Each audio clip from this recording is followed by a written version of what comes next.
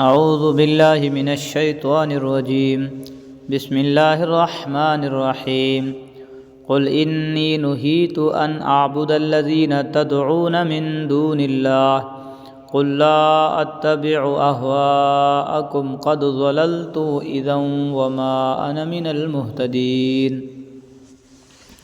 یہ پیغمبر ان سے کہو کہ تم اللہ کے سوا جن جھوٹے خداؤں کو پکارتے ہو مجھے ان کی عبادت کرنے سے منع کیا گیا ہے۔ کہو کہ میں تمہاری خواہشات کے پیچھے نہیں چل سکتا، اگر میں ایسا کروں تو گمراہ ہوں گا اور میرا شمار ہدایت یافتہ لوگوں میں نہیں ہوگا۔ قل انی علی بینۃ من ربی وکذبتم بہ ما عندی ما تستعجلون بہ ان الحکم الا للہ یقص الحق وہو خیر الفاصلین۔ کہو کہ مجھے اپنے پروردگار کی طرف سے ایک روشن دلیل مل چکی ہے جس پر میں قائم ہوں، اور تم نے اسے جھٹلا دیا ہے۔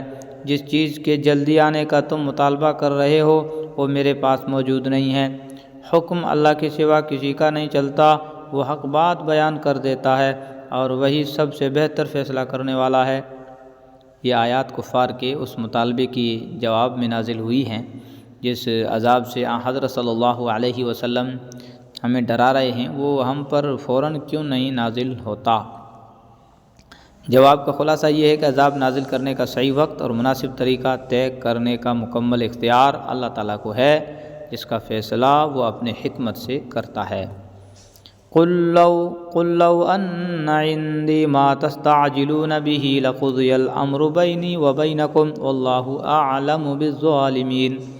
کہو کہ جس چیز کی تم جلدی مچا رہے ہو اگر وہ میرے پاس ہوتی تو میرے اور تمہارے درمیان فیصلہ ہو چکا ہوگا، اور اللہ ظالموں کو خوب جانتا ہے۔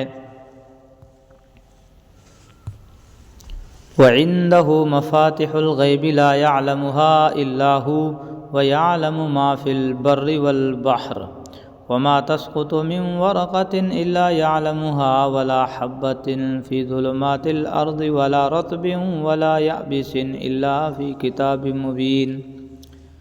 اور اسی کے پاس غیب کی کنجیاں ہیں جنہیں اس کے سوا کوئی نہیں جانتا، اور خشکی اور سمندر میں جو کچھ ہے وہ اس سے واقف ہے۔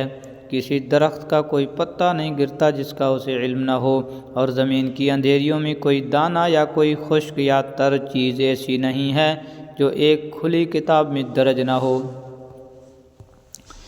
وَهُوَ الَّذِي يَتَوَفَّاكُم بِاللَّيْلِ وَيَعْلَمُ مَا جَرَحْتُم بِالنَّهَارِ ثُمَّ يَبْعَثُكُم فِيهِ لِيَقْضَىٰ أَجَلٌ مُّسَمًّى ثم إليه مرجعكم ثم ينبئكم بما كنتم تعملون۔ اور وہی ہے جو رات کے وقت نیند میں تمہاری روح ایک حد تک قبض کر لیتا ہے، اور دن بھر میں تم نے جو کچھ کیا ہوتا ہے اسے خوب جانتا ہے۔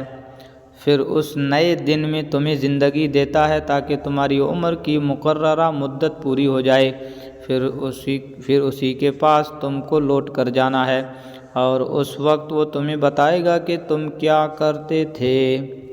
صدق اللہ العظیم۔